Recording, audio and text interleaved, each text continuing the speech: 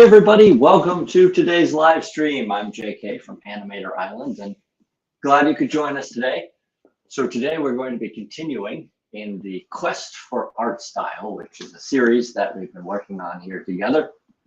And as the previous live streams have gone, we're going to start out with a bit of a lecture and talk about the theory. And then we're going to move into application and analysis. And then we're going to finish things up with a Q&A. So feel free to ask questions in the chat, but if I miss any, then definitely repeat them during the Q&A. So today's topic is one that's near and dear to my heart. It is on creating curious stories or compelling stories through art and animation. And today we're specifically looking at art and illustration as we try and determine this whole art style thing that I've been doing. So to just give a brief overview of that, in case you missed the previous live stream, I've been doing art for my whole life. And for the past 30 years or so, I have specialized in what I would call newspaper comic style. It's very flat, it's very graphic, it's very line heavy, but it is no longer what I'm interested in doing. So I am on a quest to see if I can intentionally change my own art style into something that suits me better, that is more about what I want to produce. So that's kind of where we're at today and what we're going to be talking about. We've already done a bunch of different topics, which you may be aware of. The link to those other videos will be in the description of the recording of this live stream over on YouTube, if you want to check that out at Animator Island TV. But we've covered things like character proportion and line quality and chunkiness and form and backgrounds. And so we've already gone pretty far into a bunch of different topics related to this whole quest for art style thing, but there's still a lot more to do. So today we're going to tackle that idea of what makes an image compelling. Like, what is that curious element that makes you want to look again or know more or dive into that world or just experience something else by that same artist or something else in that same universe that the artist has created and that sort of thing. So we'll be talking a lot about creativity. We're talking a lot about coming up with ideas. We'll be talking about real steps that you can take to introduce different elements. I think that covers just about everything before we actually jump in. So we're going to go ahead and start our lecture for the day. Let me get the iPad all fired up. We've got some folks in the chat. I'll reference back and forth now and then. Dylan's here and Maria's here. It's great to see her. Hi, all from Brooklyn, in and out of this, working remote and have projects. So welcome and glad you could stop by, even if it's in and out of the live stream. I will check the chat now and then, so feel free to have conversations or ask questions or comments and things like that. All good. Okay, so let's pop this open. Vivek says hi. Hey, Vivek. And let's get started on the lecture of curiosity and story in art. So to begin, let me begin by hiding that little thing so we're not covering the screen. To begin, once again, I reiterate kind of what's happened so far.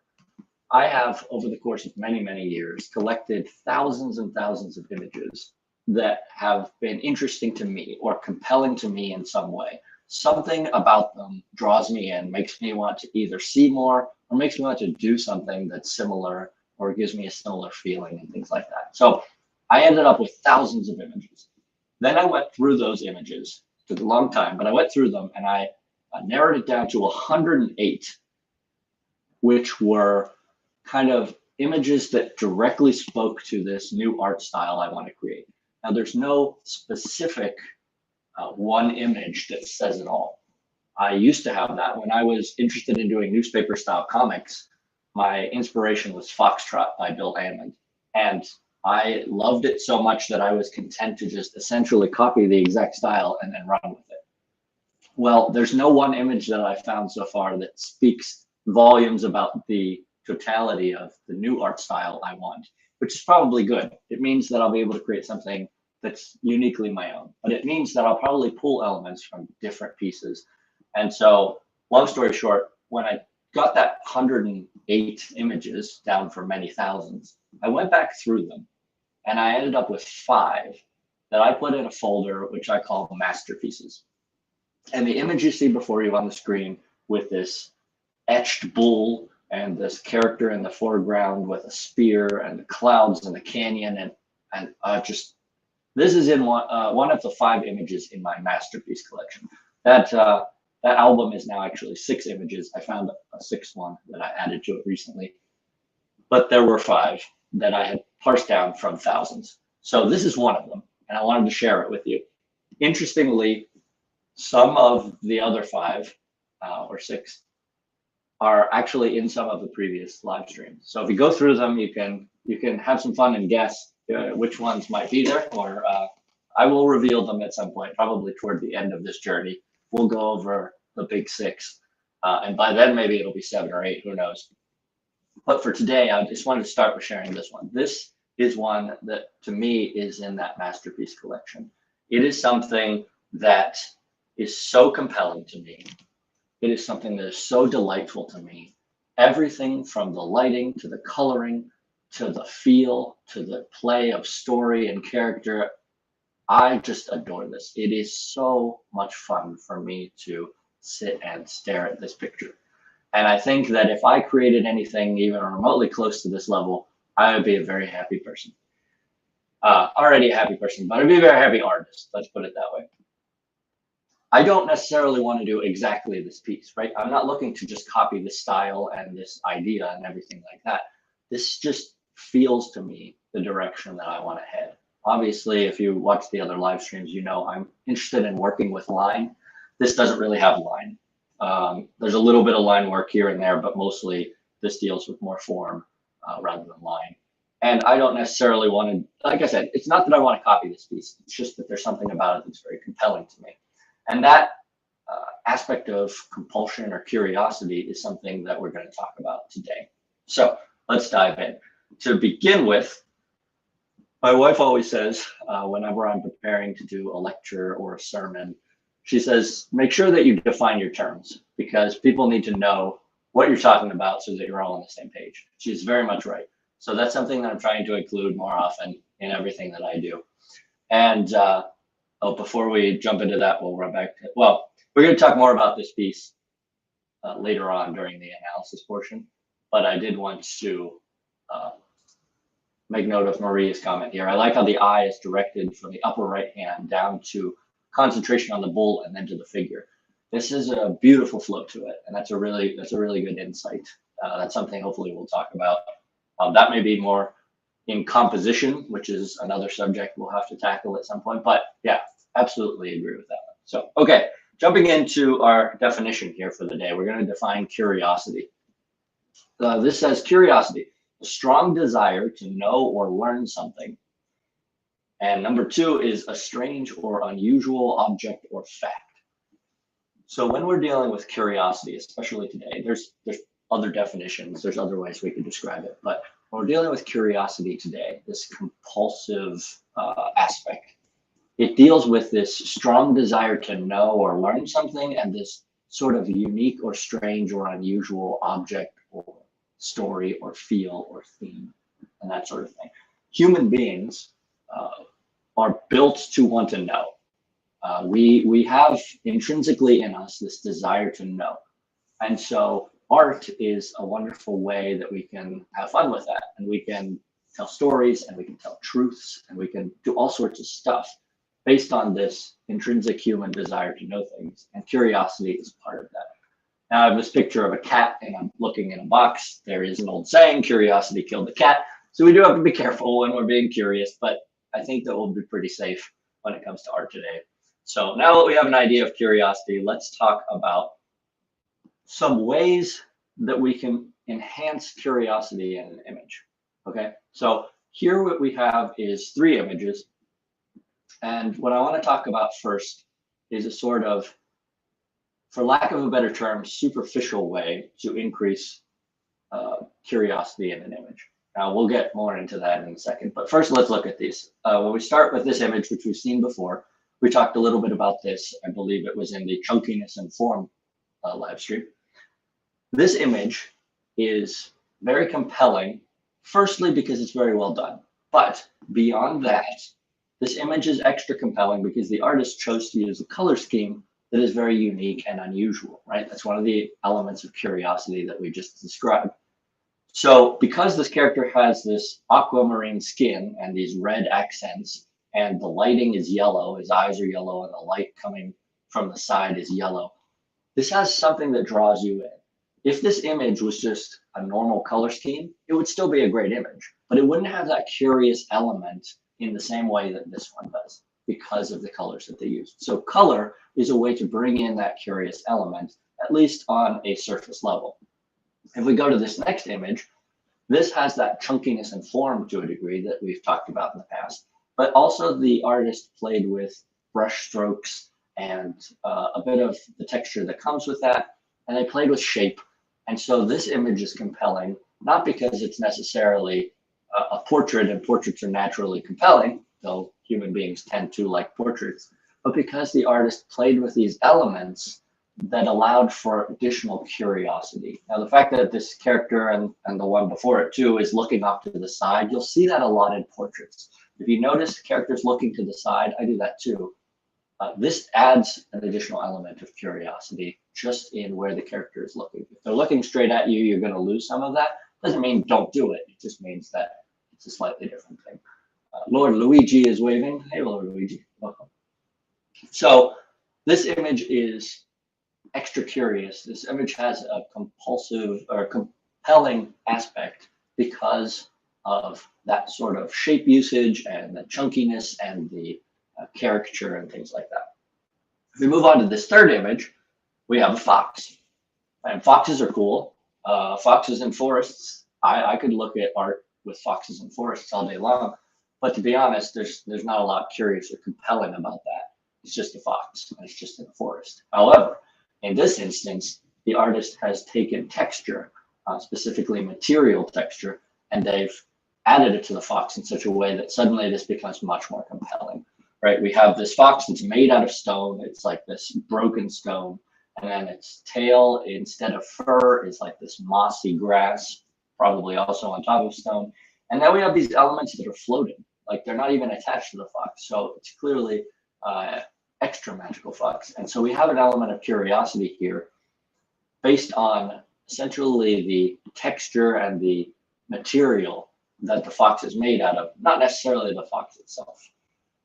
Okay, so looking at these images and going back to what I said before, these are three ways to increase curiosity on more of a superficial level, on a level that is more surface level than what we're going to continue to talk about from here. When I say I want to increase the curiosity and story element in my work, I don't necessarily mean like this. There's nothing wrong with these. There's nothing wrong with doing it this way. There are going to be times when I just want to do a portrait and maybe I'll make it green, and that's totally fine. It'll still be a little more interesting. But I did want to note the difference between taking sort of curiosity from a deeper level, something that goes below, increase the size here, something that kind of goes below the surface level and really digs in deeply into the overall idea behind the art that you're creating. And that's what I'm going to hopefully walk you through in the next couple slides. I did want to mention a story for a minute. I was recently watching a tutorial.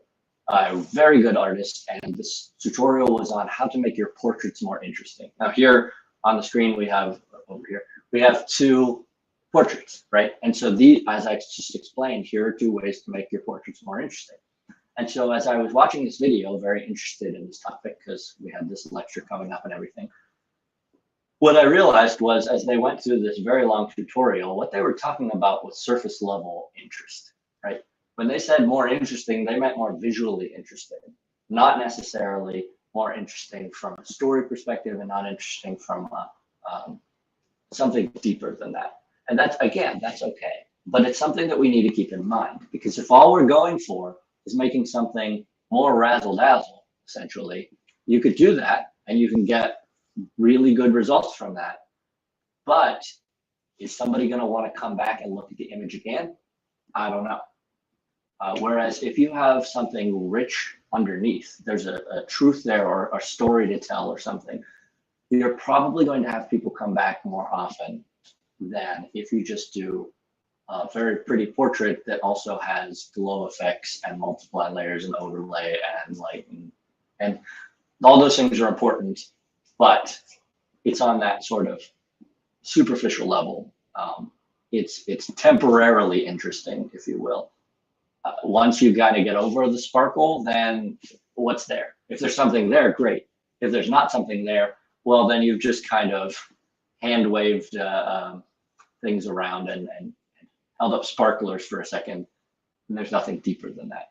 So we're shooting for something a little bit deeper than that. In game development, which is another thing that I do, we call kind of the surface level stuff juiciness.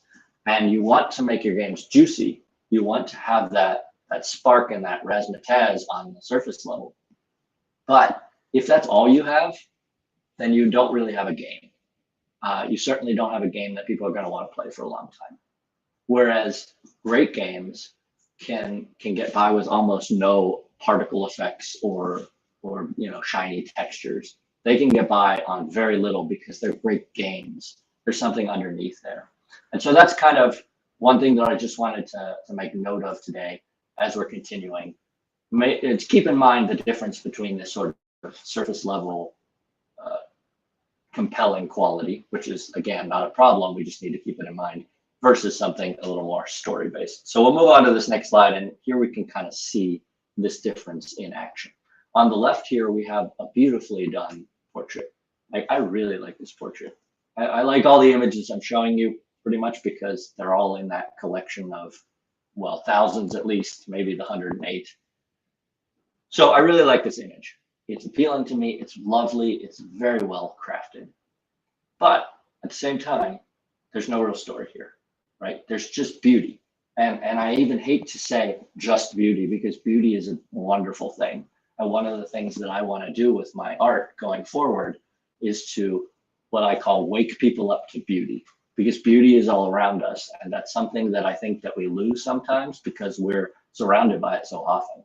I have a friend who once said to me, there is more good in the world than is necessary. And I think the same holds true for beauty. There's more beauty in the world than is actually necessary. We can go into the philosophy behind that, but we won't today. That'll be for some other time. But this is a very beautiful image on the left here. I really like it.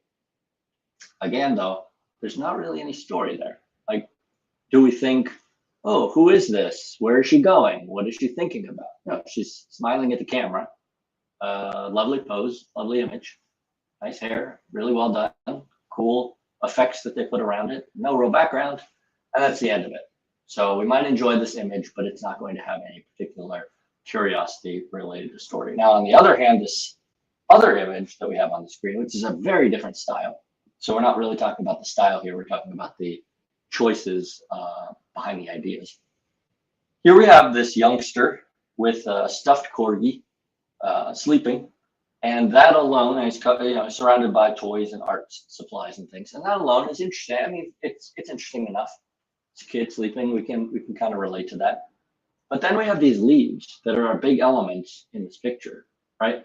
The top and bottom here having these leaves suddenly take us from a very normal scene in a sense, right? This kid sleeping with this stuffed animal, to something a little more compelling. And we're like, hey, why are these leaves there? Is he sleeping outside? How come he's sleeping outside? That's kind of weird.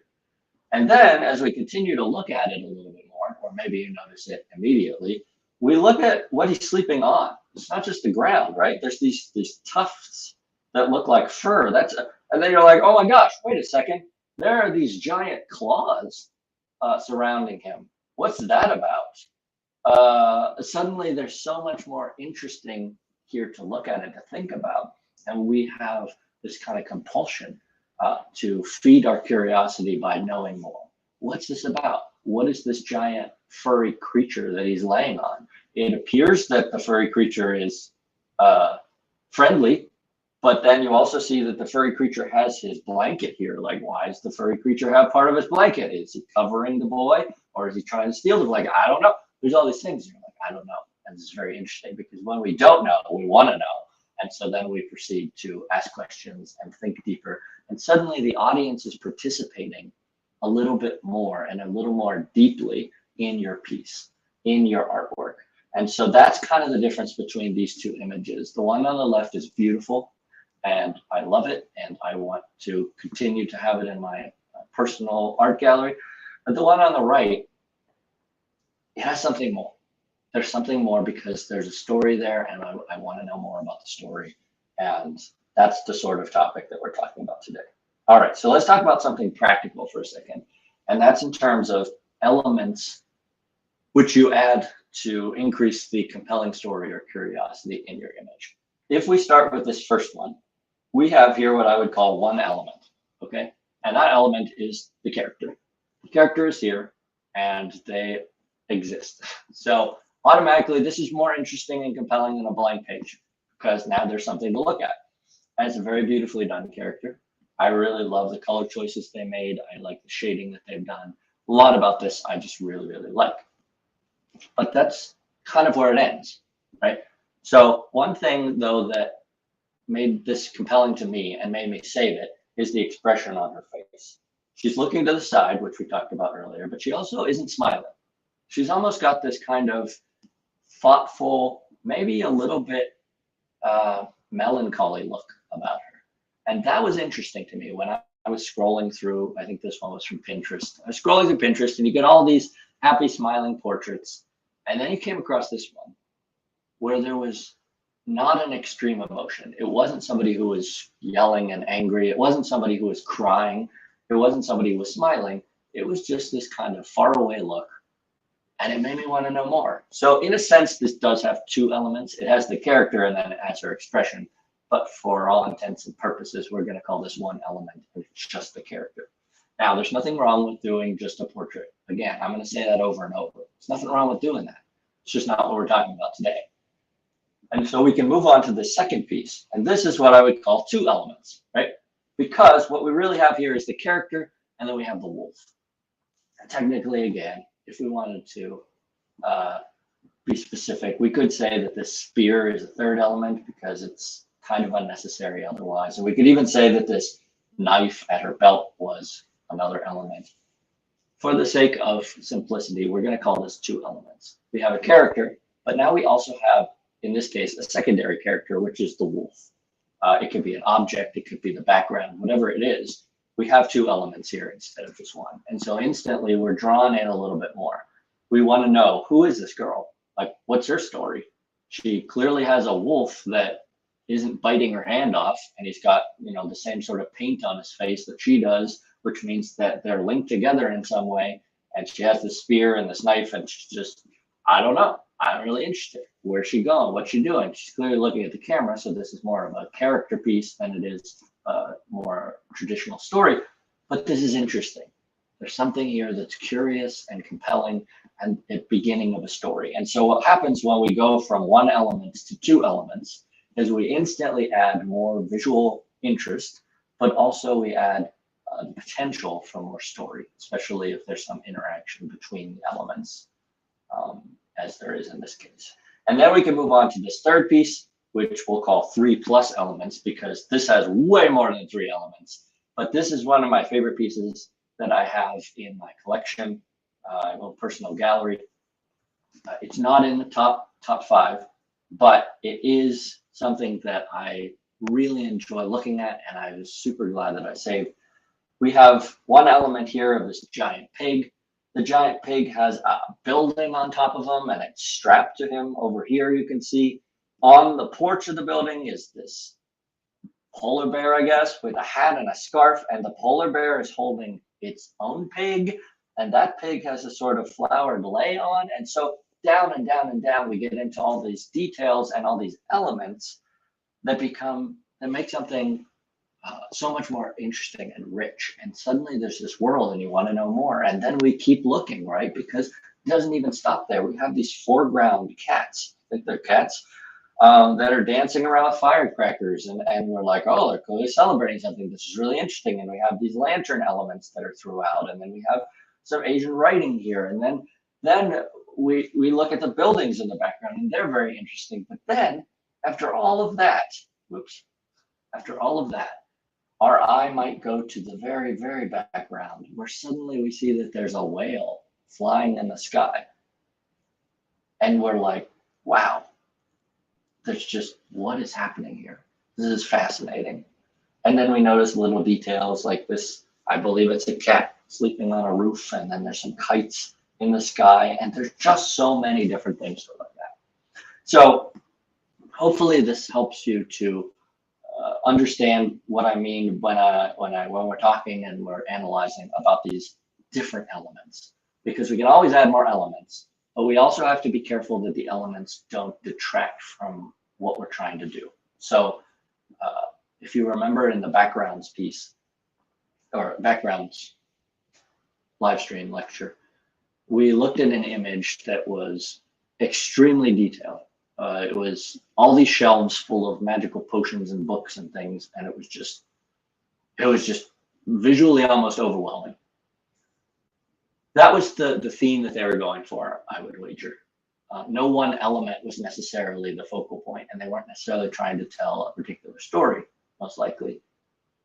But there's a difference between adding detail for the sake of detail and adding detail that lends itself to what it is you're trying to say. So that's something we just need to be careful of when we're dealing with elements of story and curiosity. You don't want to just add stuff to add stuff. You want to add stuff that makes sense to add and that lends itself to it. So step back every once in a while and say, is this adding to the piece, or is it just kind of visual noise? Because there's no real point to adding just visual noise unless you're trying to distract people and do that first thing where you're just working on a superficial level. Like, just don't do it. Just find things that are more interesting and more compelling. All right, in terms of what we add, I wanted to take a minute and dive a little deeper and talk about that aspect of things. What we have here are two pictures, or two images. The one on the left is done by my friend Linda from Switzerland, and she's an excellent artist. I definitely recommend you check her out on Instagram and Twitter, a bunch of places online. But she did this beautiful piece recently of this girl and these kind of thorny vines that are growing out of the back of her and from the side. And she's got this not happy look on her face. And I included the tweet that came along with the image. She said, Linda said, this painting was a struggle. I needed 3 attempts. It is symbolizing a very tough time in my life. Maybe that's why it was hard to do. So the compelling aspect in this piece has come from a very internal place from the artist. It's something that is near and dear to the artist. It is something that is about the artist in a sense. And it's speaking to the audience in a sort of one-on-one way where it's communicating something about the artist and what they went through. And so when we look at a piece like this, there's an emotional reaction because we connect with the artist in a sense, right? And if you can manage to do that in your art, when you're adding curiosity and story elements, that's great. Like, that's a very good thing. You can't always. Sometimes it just won't happen. It happens. That's just how it goes sometimes. But if you could do it, it's great. On the right, conversely, we have a political cartoon. So, we mentioned in previous live streams that I got to be honest with everybody here. Like, it doesn't do me any good to lie to you. It doesn't do me any good to hide stuff or whatever. So let me be honest with you here. I don't like political cartoons. I don't. The reason I don't like political cartoons is not because they work or they don't work. It has nothing to do with the fact that you can use art for this sake. It's more to do with political cartoons tend to be cynical about other things, if I could put it that way. The image on the left here of this girl with the thorns has I don't want to say a depressing quality. It has an element of sadness to it, right? So there's not necessarily this happy-go-lucky element to it, but it is something that came from the artist, and it's about the artist, and it's very personal. On the right, which is a very generic sort of political cartoon, but this sort of goes in with most political cartoons. This is preaching at you, it's yelling at you about something external. Now, art can do that. It's something that we can use art for. I don't like it. I don't like it because I don't want to be yelled at. And I think art can lift us up to higher places than kind of speaking badly about other people. Now, some people are going to disagree with me about that, and that's fine.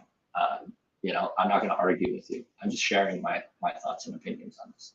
So for me, I don't want to do political cartoons. I did for a little while. I did cartoons like this. And I don't want to say I regret it. It was part of my journey, but I am not happy about it. And I don't want to do it anymore. I don't want to yell at people through art. And that's basically what things like these political cartoons are doing. So the reason I brought up these two images is one represents a very personal and very heartfelt aspect of what you can do with art. And the other one is kind of just this angry and bitter cynicism of yelling at people through a visual medium. And I just don't think that improves the world. It maybe makes us feel good for a second because we're like, oh yeah, we're better than those people or whatever it is. But it's just, we got so much noise in the world already. We already have so many people yelling at people in the world, and art can do so much more for us than that. Again, if you disagree, that's okay. We can disagree about stuff. I just thought I'd share that. It's my own opinion that, and specifically for my style and what I want to do with art, I hope to lift people up. I hope to lift things up more than try and tear down or more and be angry and bitter. I'm just done with those days. Like, I don't want to be bitter and angry and cynical anymore. So I want my art to reflect that. So that was kind of the purpose of this slide. And then finally, we'll finish out with some images that we've seen in some previous live streams.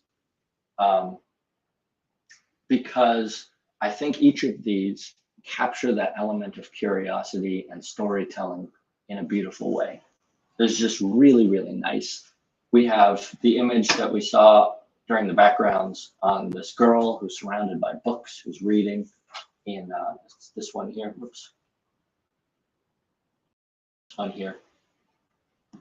This girl reading, surrounded by books. It's got a very compelling story to it. It's got this curiosity element. What are all the books about? Why is she there? Who is she? What's she studying? Is she reading for fun? It looks like she's enjoying herself.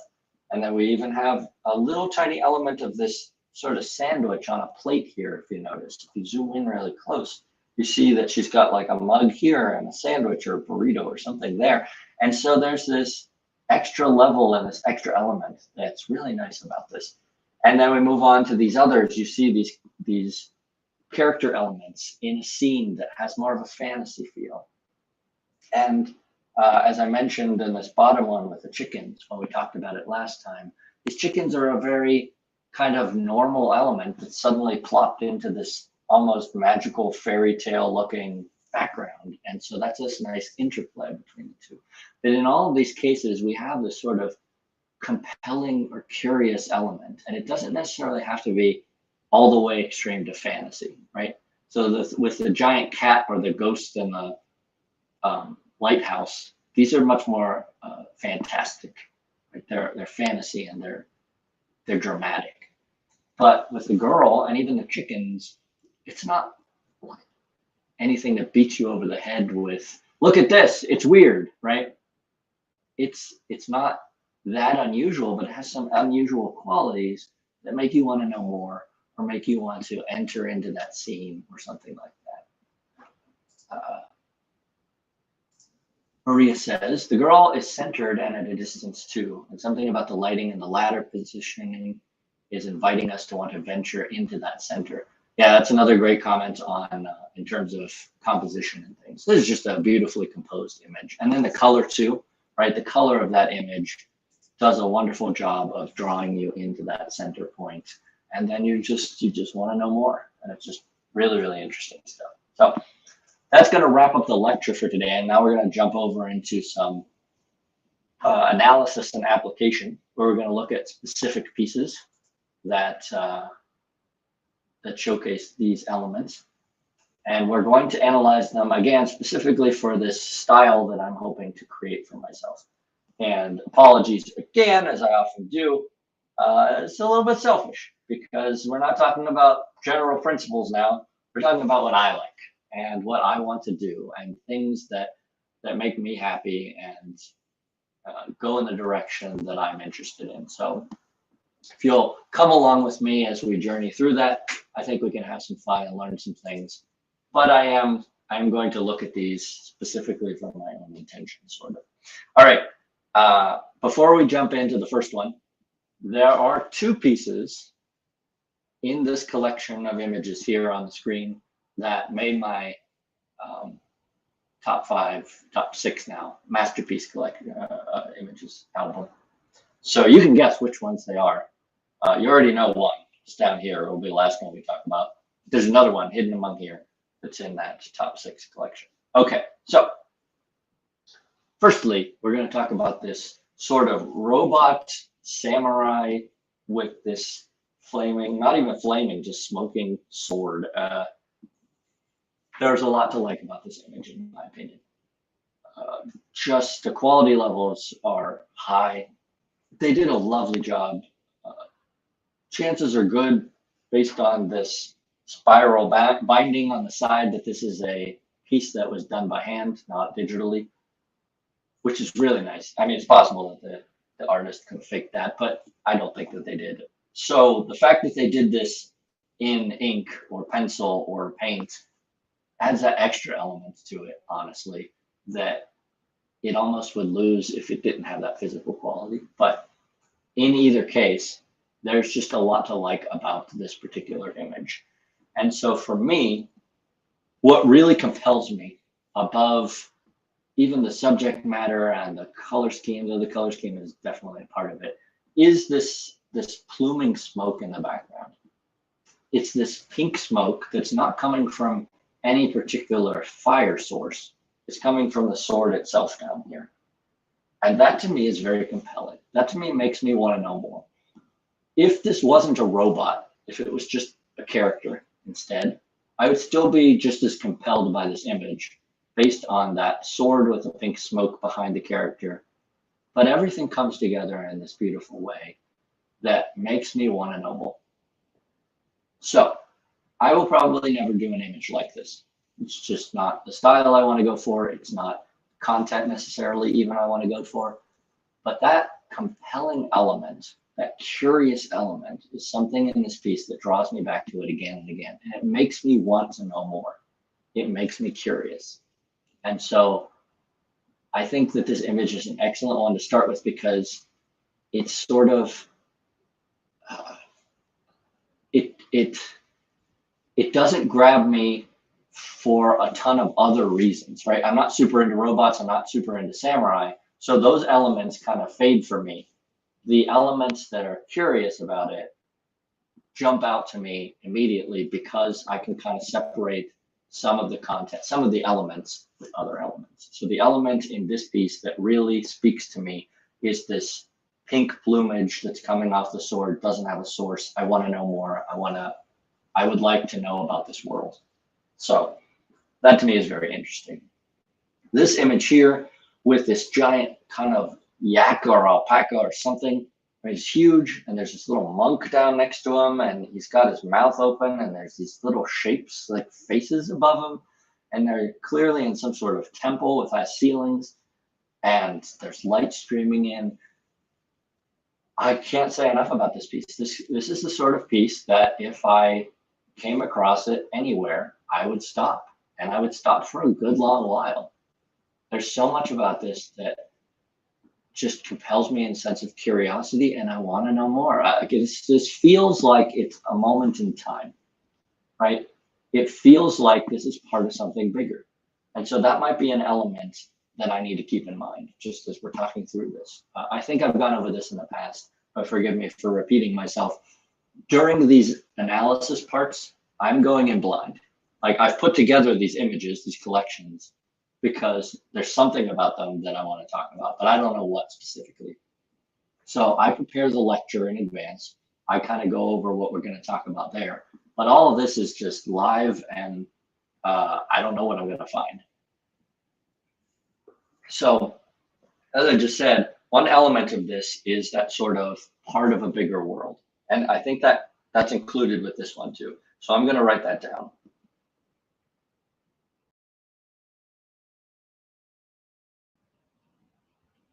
World or story.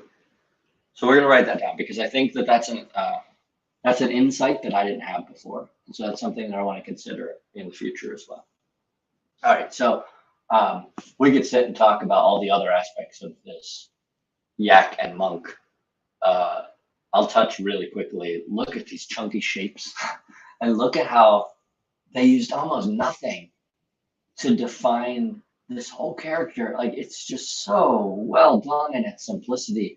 This single triangle shape just makes the whole thing dimensional in a way that it wouldn't be there. It's just a flat shape. It's so amazing. Like, this piece amazes me.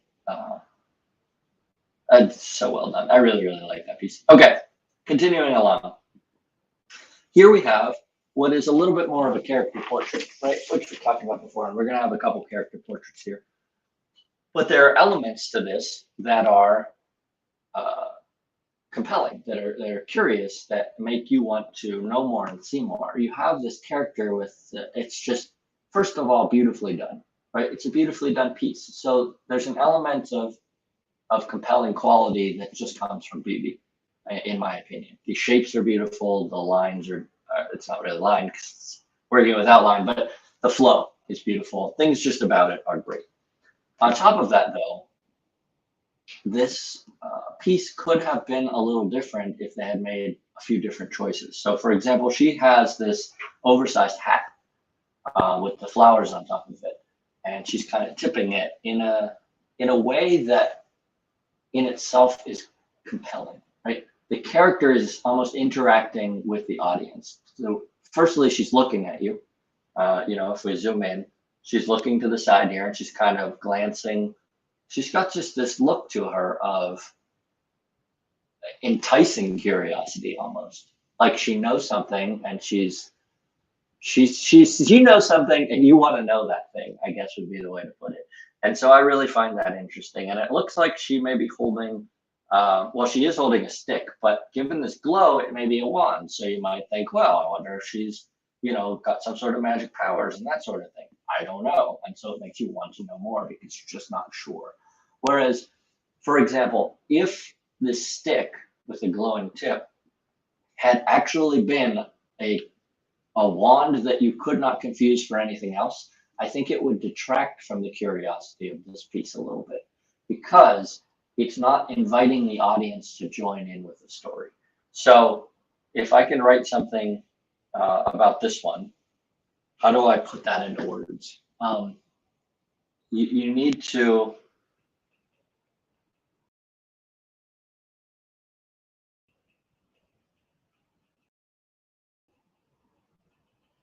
forgive me if my spelling is wrong. I'm going to ignore it. So I've written here, invite audience participation.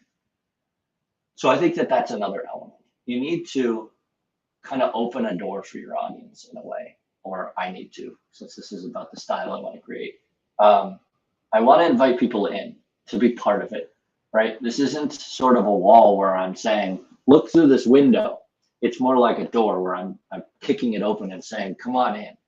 And that invitation quality, I think, is going to be really important. I don't know if I'll be able to capture that, but that's what's going in my head right now, that inviting quality. For me, this image of this girl with a hat and the flowing hair in the garden or the forest, whichever it is, looks like the garden to me. This is very inviting. Like, I'm ready to go be like, hey, what you up to today? And I just want to go start a conversation. It's just very interesting, and I'd like to be a part of that. Okay, if we go over to this one, I think the main element of curiosity for me in this one is probably the color scheme, which we talked before that I was speaking to the idea that is a little more of a superficial sense of curiosity. But again, that's not a bad thing. And so there might not be a heavy story element in this, though there is a bit, because if you look, first of all, she's got this dagger at the bottom, Like, what's that about? And the expression that she has on her face is one where you're like, she doesn't look all that, I don't know, sane, or something's amiss there. So that draws you in a little bit. And then these like splatter effects that are pink kind of remind you of blood, and you're like, oh, I don't know what's going on here. This is kind of weird. And then the jewelry, this heavy jewelry and this almost priestess-like look, it has story elements that draw you in and be like, what just happened, and what's going to happen next? Which I think goes along with that whole sense of a bigger world. So let's write down what just happened and what will happen next. Forgive me for not talking while I'm writing words, because I can't do both at the same time. I also really like this kind of line background element. It's very bold and graphic, but it adds a lot. If we took that out, it would still be a great image, but compositionally, I don't think it would be quite as visually interesting. Again, it's kind of a superficial thing, but that's okay. All right, let's go down to this one over here. One of the things that I love about this one, and again, we're kind of going to go into a little bit of superficial element, but look right here at this little pop of light, and then here and here, and see these tiny little pops of like a lighting effect? They're barely there. But without them, this whole piece feels very different, because those lighting effects add to a mysterious element that permeates this entire piece. The color scheme that they've used, along with those lighting elements, make you feel like you're in the deep forest. There is a feeling here that only comes when they added that little tiny pops of brightness throughout this piece. Now, you also have the element of this strange little creature, and I'm a fan of strange little creatures. I think that may end up being part of a lot of things that I end up doing related to future work and my future style. I want to get good at drawing human characters, specifically female characters, and specifically beautiful female characters. That's one of the things that I want to be able to do going forward, because I've always struggled with it, and I've never been able to, well, I've never given it the time and the effort required in order to do it well. I did newspaper style comics. Rarely will you see a very pretty girl in a newspaper style comic, because it's just, you're working graphically with flat shapes, and so it's just not going to be quite the same. But on top of that, I also want to incorporate this sort of mystical and magical element, not even magical, but more like curious and strange. I'm not actually sure exactly how to explain it, but this little character on this tree stump sums it up visually for me. It's a weird little character. It's unique and it's interesting, and it makes me happy to look at this character and think about what it's thinking about, or if it's just a non-rational being that lives in the forest. I don't know, but it makes me want to know more, and it makes me interested in that world.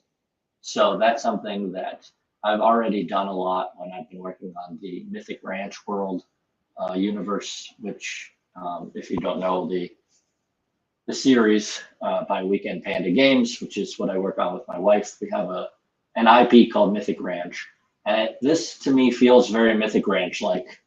If I did something like this in that universe, I would be pleased, and I think that it would lend itself to that compelling quality. So I don't know if there's anything to write down about takeaways from that, but this is just an image that I really appreciate for the way it draws me in. Okay, this piece. It's a lovely piece. This one makes me smile. It makes me happy. And that's something that I definitely am hopeful to put into a lot of my work going forward. Sometimes I will probably be doing maybe depressing art, not even depressing art, but art that speaks to something other than joy. But I also want to do some just joyful art. And this to me is that sort of thing. You have these just very appealing characters and a very appealing design and things, just the whole world, but it makes you want to go into that world in general. Then you add on all these penguins with bow ties, and you're like, what is happening here? Clearly, these two characters, which are the focal point of the scene because of the way they're lit and the way that they're centered and such, clearly they're part of this group of penguins because there's a penguin in this girl's bag. So that element is beautifully done, really smart, because now it's not just about two people who happen to be standing there with a bunch of penguins. Those penguins are their penguins, or there's some connection there that goes beyond just we happen to be standing there with a bunch of penguins. So I really think that that's a very cool element. Pause for a minute to answer a quick question. MD says, please explain how to do color and open tunes. We're not going to tackle color or open tunes today, but I know that Ferdinand has some terrific videos at Animator Island TV on YouTube that talk specifically about open tunes. So I don't know if you've checked those out yet, but I definitely recommend them. And I will pass along your message to him. Maybe he'll be able to do one specifically on color in the future. Okay, so what we're talking about here with the curiosity element, again, this is just a lovely piece. I think that it just, again, it makes me happy and it makes me want to see more. It makes me want to follow that couple and all those penguins to wherever they're going or wherever they've been. I just want to hang out with them, and that's very cool. And it makes me interested and want to see and know more. We talked a little bit about this piece earlier. It got included here because, again, there's some elements of it that I just love, and I would love to be able to incorporate. The one thing that I will talk a little bit about here, which I see in different places as well, is sort of this combination of big versus small in terms of character and stuff. Even in this one, we have these smaller characters and this kind of big background. This play of big versus small is something that really interests me. And I think one reason that it does is because in my more comic style, in my newspaper comic style, I never really got to play with that element much. Typically, you couldn't get a great amount of detail in a newspaper comic. It's just not how it functioned. So it was hard, and I didn't have a very good grasp of backgrounds or perspective of things. So it's hard to get that sense of something small versus something very large, and this epic quality that almost comes from that. It's another thing. Human beings kind of have this natural tendency towards, right? We think about things in terms of size a lot. It's just how we work. And so when we have like tiny little ants compared to us, we think of them as very tiny. Or when we think of, if we go outside and we look at the night sky, it fills us with a sense of awe and wonder. And that sense of awe and wonder is something that I want to include in my work. And I think this play of big versus small is really helpful in that regard.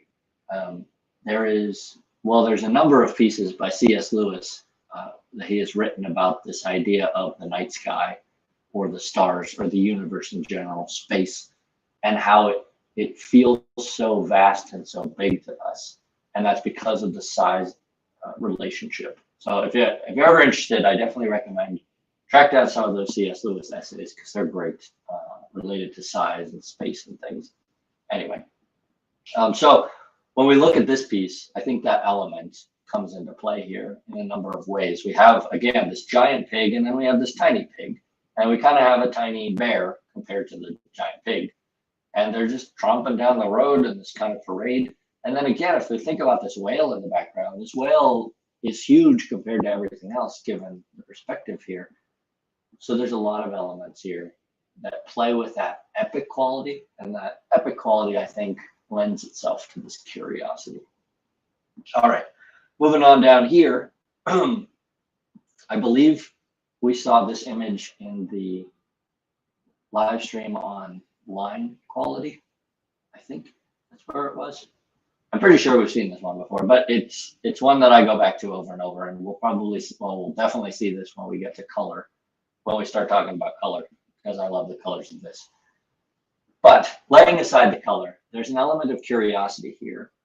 There's just really two elements, and maybe you could get away with saying there's one element because it's just a character. It's a weird little ground character, but there are the leaves that are growing out of it. So I'd say there's two elements, and then you add in color, and there's probably a third. But there's something very curious about this, and it makes me think, I don't know what's happening here. I don't know what it's about, but I want to know. I want to know more. It looks like this little fellow just popped up out of the ground. Why was he in the ground? Why has he got these leaves growing out of his head? Like, what's the story here? Looks happy. Why is he happy even? Like, there's just all these little things that I want to know more. And the overall style and the appeal of this character makes me want to see more characters of that sort. So let me write that something like that down, because there's something there that I want to keep in mind.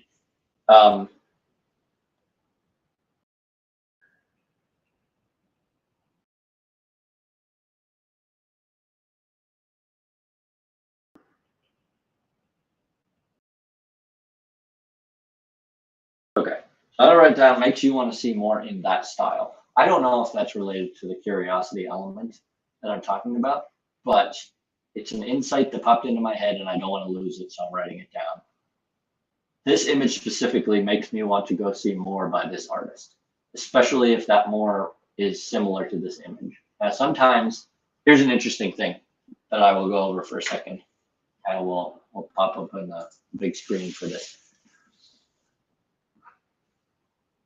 Now that we have places like Pinterest and other places, even Google image search and things like that, that collect images from a bunch of places and then put them not necessarily as the original artist intended, but just with a bunch of other images.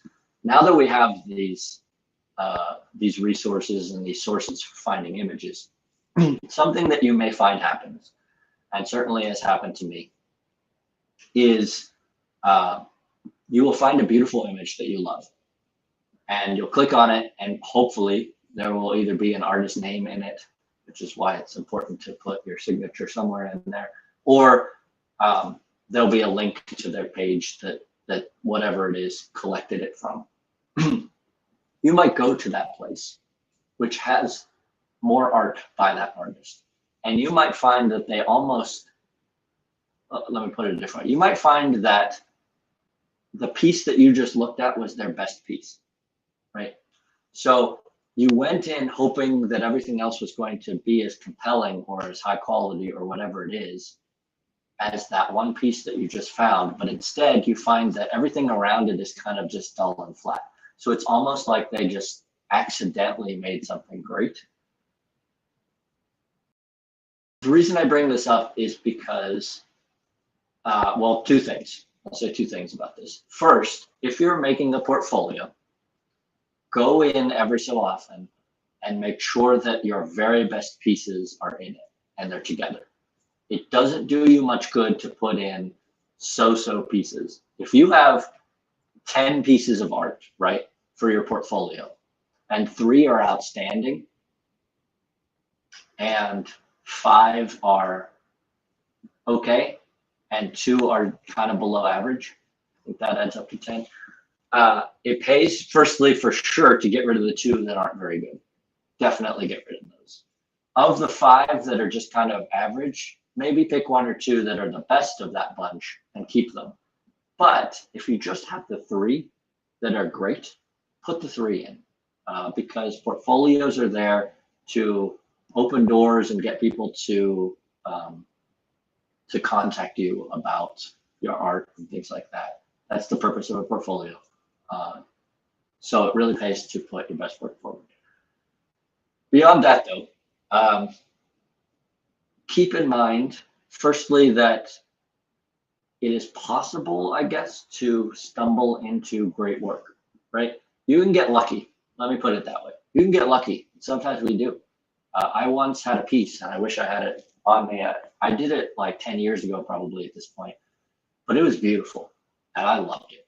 And it was kind of accidental. I mean, it only happened because I was trying, because I was working on my craft, but it was leagues above what I could do at that time. I just got very fortunate that the lines came out beautifully as they did, and the proportions and things came out as beautifully as they did. But I could tell in a minute that even though that was in me, it wasn't the norm. You know what I mean? It wasn't just the normal thing that happened. So sometimes when you're looking at an artist's work, you're going to have that happen where the rest of their work just isn't at the same quality level. And that's okay. Hopefully they'll keep working at it and they'll get there. In my own case, it is my hope that I can build to a point where most of my work is at a high quality level and I don't have to worry about getting lucky as much because I'll have practiced enough that I can pull off that sort of thing more often. Kirk comments, I'm still confused. Apologies, Kirk, because I just looked at the chat now. What are you confused about? If you would like to make note of what your confusion is related to, I will try and address it and be a little more clear. In the meantime, while you are typing that out, I will continue along.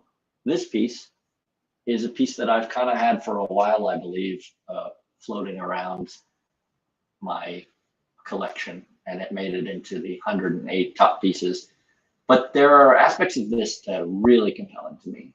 First of all, just the world kind of building that they have here is really, really interesting to me.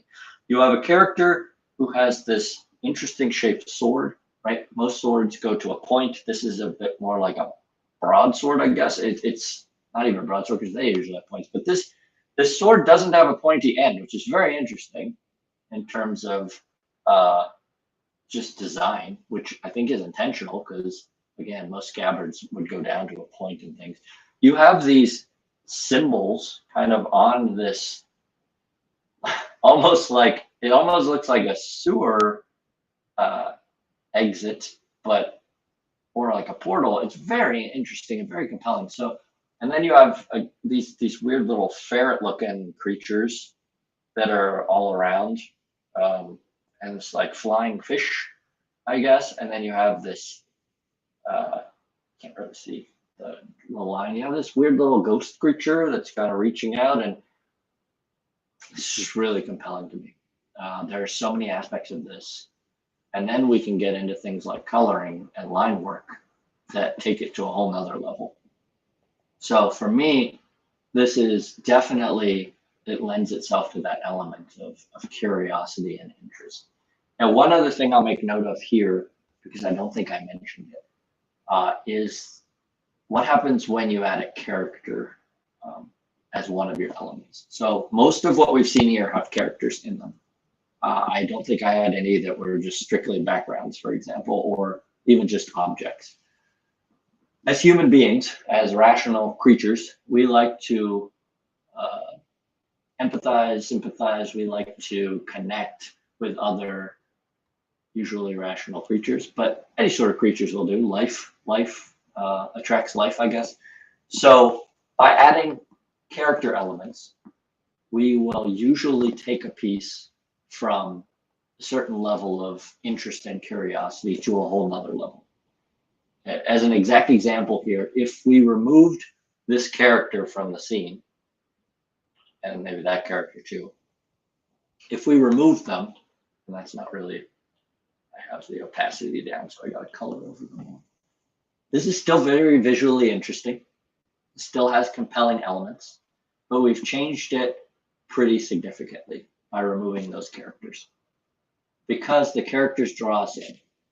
Character will immediately draw you in.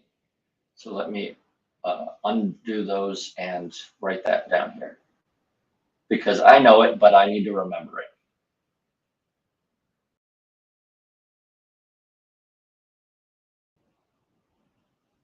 And I'll put life in parentheses. Life draws you in, character draws you in. Things that you can relate to in that sense draw you in. When we looked at that character a while back of the girl in the room full of the books, right, sitting on the window seat reading, one of the things that compelled me about that was this human character reading books in a room full of books. Because in a sense, I would like to experience that myself. Like, that looks like a comfy spot, and I would be there in a second if you offered me that spot. So that's part of it. I think is an element that we want to keep in mind. This when you include a character element, you don't always have to, but it can help. Okay. Kirk has specified. Not sure how you can apply curiosity in a practical way. Seems like a very subjective thing. That's a great comment. Okay, let's think about that for a second. You're not necessarily wrong that it is very subjective. Art in general is going to be that way. There are elements of art that are a bit more objective, or maybe even all the way objective, depending on how philosophical we want to get. And then there are a lot of aspects of art that are just totally subjective. They just are. So, for example, I don't really love modern art, right? If you walk into a museum and they have a white chair sitting in the corner, and on that chair is an upside down television of a baby screaming, right? Like that's very representative of an actual piece of art that I've seen in real life. That does nothing for me except make me mad that that's in a museum. I try and fight those tendencies because maybe somebody else really loved that. So from a very subjective perspective, I don't like it. It may be very curious even because what the crap is that about? But I don't like it. I just don't like it, and I don't think it's good art and whatever. That's I don't want to ramble about modern art. So back to your question, yes, that aspect is very subjective. However, there are some truths that shine forth beyond mere subjectivity, or you might look at it as truths that, in terms of human beings, are collectively subjective. So there are elements that are going to hold true for most people, if not all people. When we see, as I just said, when we see something we can relate to, we're drawn in more than when we don't. Now, what we can relate to may change slightly based on person to person. So if somebody sees a beautiful image of a rose, they may have a personal connection with a rose that draws them in more than me, who doesn't necessarily have a personal connection with a rose. Although I really like roses, and I would have them on my desk all the time if I could, but they're very expensive. Anyway, so yeah, there's a subjective element, but what we're talking about here, well, first of all, in this analysis portion, we're talking about what I find compelling. So yeah, that's very subjective. In terms of applying curiosity practically though, like as more of a rule, which most rules have exceptions, there are elements that we can be sure are going to increase the curiosity levels. I talked a little bit about big versus small before, right? Big versus small is going on a practical level to add curiosity to your pieces pretty much every time. That's why if you read sort of books related to art, they're going to talk about contrast. They're going to talk about big versus small, straight versus curved, right? We hear that a lot in animation. You're going to talk about compelling shapes where the silhouettes are readable. That's something that's going to increase the sense of drawing you in. It may not increase curiosity per se, but it's going to increase the sense of drawing you in. So I hope that helps a little bit, Kirk, kind of explain the differences. But you are correct that a lot of this is going to be subjective because a lot of art is very subjective. And that's just kind of how it is. Maria says, the idea of adding characters is so true for me. I was playing around with this week with grid and perspective, ended up with a couple of scenes and just needed to add people and kitties to it. Yes, so there you go. There's just something compelling. Human beings are compelled by both other human beings and kitties and just things like that. Where it's just something built into us that we want. It's that connection. We want to know more. It's really interesting stuff. And then Hailey says, Dada, I think that's how you pronounce it, which I assume is speaking to the art movement. And well, we could go into art history, but we won't do that today. Maybe another time. But yeah, there's a lot of very interesting stuff out there. A lot of interesting stuff. A lot of stuff that drives me crazy. But that's okay. Subjective, right? Okay. Um, well, shoot. I lied to you guys. And now I've blown my cover. There are three images in this collection that I have in my masterpieces. And now probably you know exactly one of them because I didn't realize, I forgot that this is also in it. This is also one of the images that's in my top 6 masterpieces that I included from the 108 that I narrowed it down to. And let me tell you why.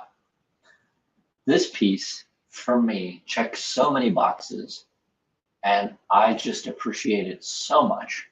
It has an element of curiosity to it that is so compelling to me, and it does it so elegantly and almost so simply. Because if you, for example, took this mask off of this sort of alpaca thing, it would change the whole feel. If you took these very cool blankets and designs off of the alpaca, it would also change the whole thing. If you made these characters' eyes not look like they're glowing, and you included these glowing elements all over the piece, it would be less compelling. If you took away some of the background stuff, it would be less compelling. If you didn't have this larger character with a smaller character and this interaction, and then this even smaller character on her shoulder, it would make it less compelling. And over, there's just element after element that adds this curiosity and this compulsion and this quality to it that makes me desperate to know what this is about. I want to know more. I want to experience more. What is this part of, and how can I find more of it? That is what this piece does for me. I just am so interested. And there's a beautiful level of detail versus what I would consider restful elements, like negative space, essentially. There's just so much about this. It's got a world behind it, I think. I think it would be hard to do a piece like this and not have any idea as an artist what's happening or what it's about. I'm pretty sure this is part of a world that this artist has built. And if it's not, it's a crying shame because that's a world that I'd like to explore. So I don't know that I necessarily have a lot to say about this particular piece, but it's in my top 6 of all time that I've found because it's just got layer upon layer upon layer of fascinating elements. Look at the feet of the weird alpaca creature. It's kind of like these glowing blue toenails, which link up to the glowing blue eyes. What is happening? What is happening here? I almost need to know more. Like, I'm so desperate to know more. I'm willing to just go track down the artist in the world, and I just want to see more. If I can get that sort of thing across in work that I do, then that will be a good day.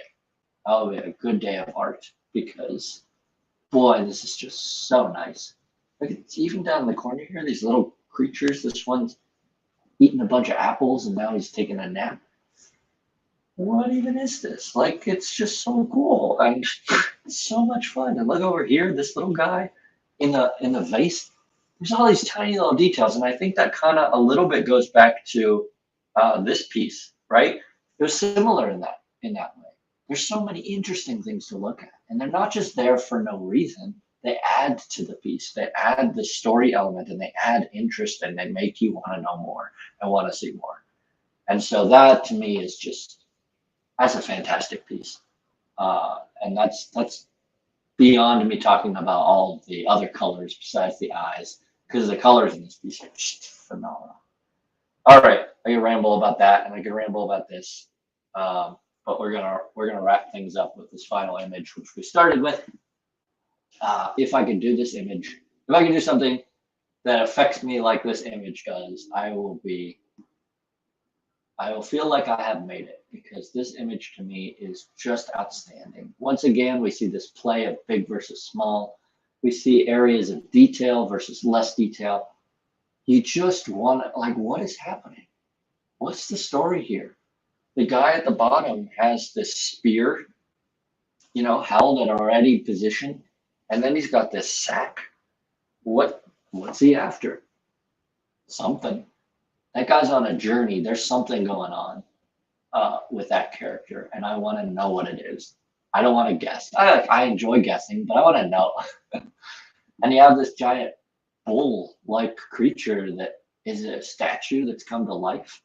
What's with all these markings all over it? Like, is it sentient, or is it more of a, or not even sentient? Is it a rational creature? Like, could it start talking to the guy, or is this a guardian of some place he's trying to get to? I don't know, but I want to. I want to know, and I think that lends itself to that element of curiosity, and it's just compelling and fascinating. So, all right, lots of interesting things here. If I zoom out for a second, we could talk about what did we learn today? Well, hopefully we learned a lot of things, or we at least recapped a lot of things you maybe already know. But in terms of the stuff that I wrote down, just to kind of re-go over it, I wrote down part of a larger world or story. So that's an element of this curiosity that I want to keep in mind. It's totally fine to create a one-off image that has nothing necessarily before or after it, which I wrote down a little later. But if you can create the world, even for that blink of time, and realize that it had a history and it has a future, I think that there's going to be something there that compels your audience to want to dive in deeper. And speaking of that, I wrote down here on the girl with the hat and the flowers, invite the audience to participate, invite audience participation. So in that case, I don't want to give all the answers necessarily, right? And I think that's something that this bottom image that we looked at here does really well. It doesn't give you all the answers. You don't know what's happening, really. But you want to know. And I think that there's something nice about that. And that might be something that's in all of these images to a degree. Now that I'm thinking about it, it's that element of the hidden, the unknown, that curiosity, because if you have all the answers, you're not really curious anymore, right?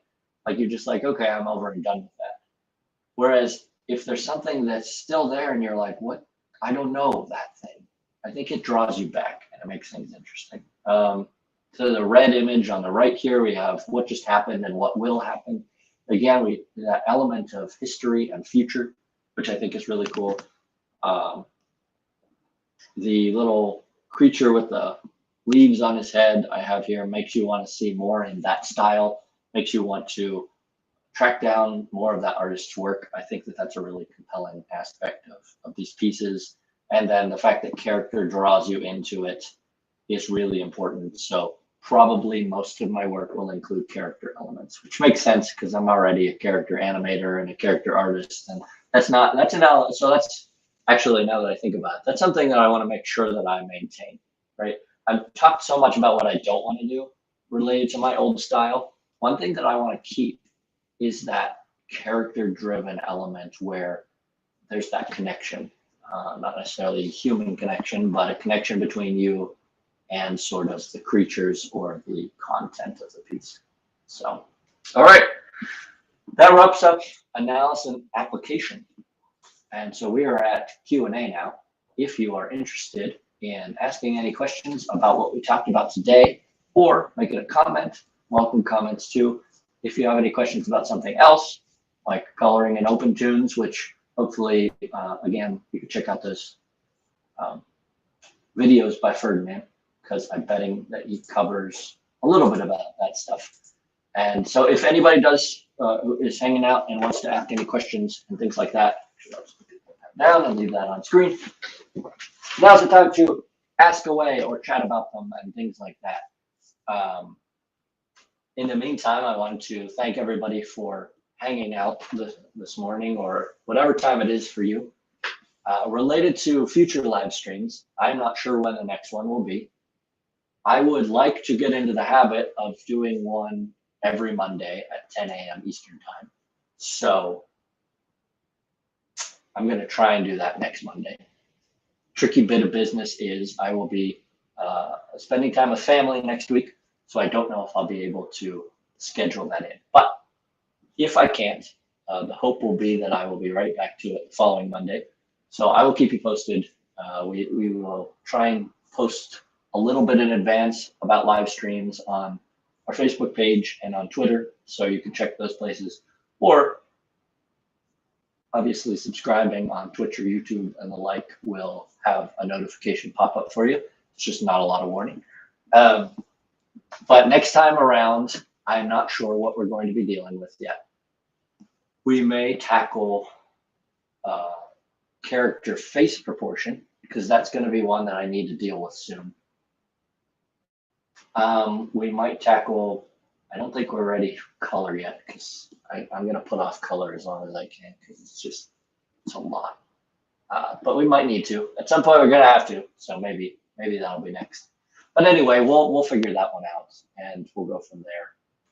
In the meantime, I know that Ferdinand is interested in doing some more live streams as well. So you should be able to see him right here on this channel soon. I'm not sure when his next one will be either, because he's a busy guy. And then, as he always mentions, which I think is really useful, at Animator Island, we have a free 2D animation course, which you can find at animatorisland.com/2D. You see the little thing scrolling by. And then over on Patreon, there are a lot of resources that Ferdinand puts up and works on. So I definitely recommend that you check those out. Boy, he just works so hard on this stuff, and I hope everybody appreciates it as much as I do. So if there's any way that you can support him over there, I know he appreciates it, and I certainly do as well. But just giving you a heads up that those resources are available. I'm not seeing any major questions popping up. So if nobody has any, then we'll just move past the Q&A for today, and we'll wrap up. Again, thanks so much for coming, everybody. I appreciate the comments. Oh, see, that's all I got to do. All I got to do is wrap up, and then I'll get a question. All right.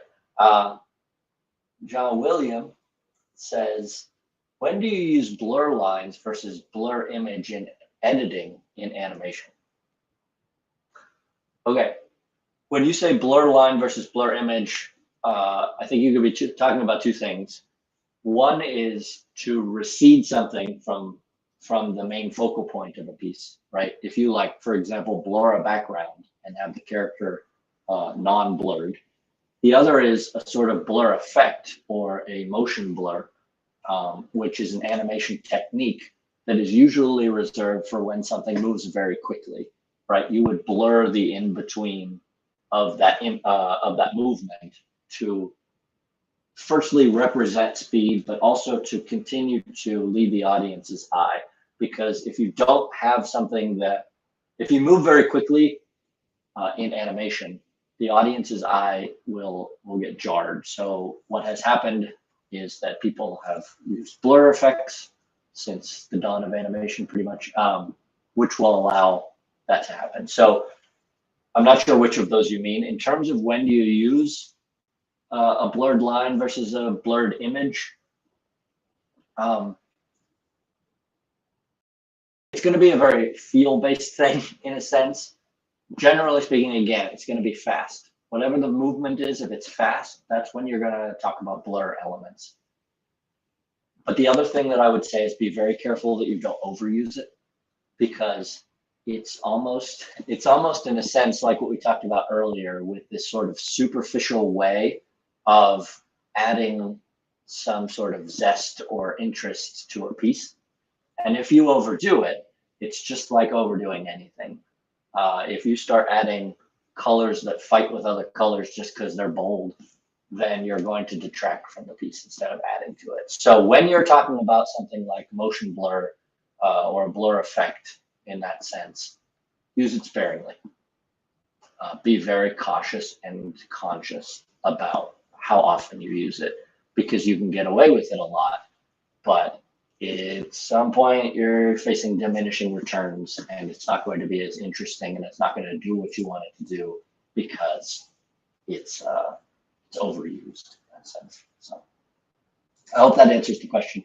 Maria says, thank you for a lovely session. Thanks for showing up, Maria. I hope that things are going well with those other projects that you mentioned. And thanks again for everybody else who popped by today. I really appreciate it. It makes things so much more interesting when I get to interact with everybody and we just get to chat about stuff and go through this crazy journey together. So until next time, as Ferdinand would say, keep animating, and we'll see you then. Have a good one, everybody.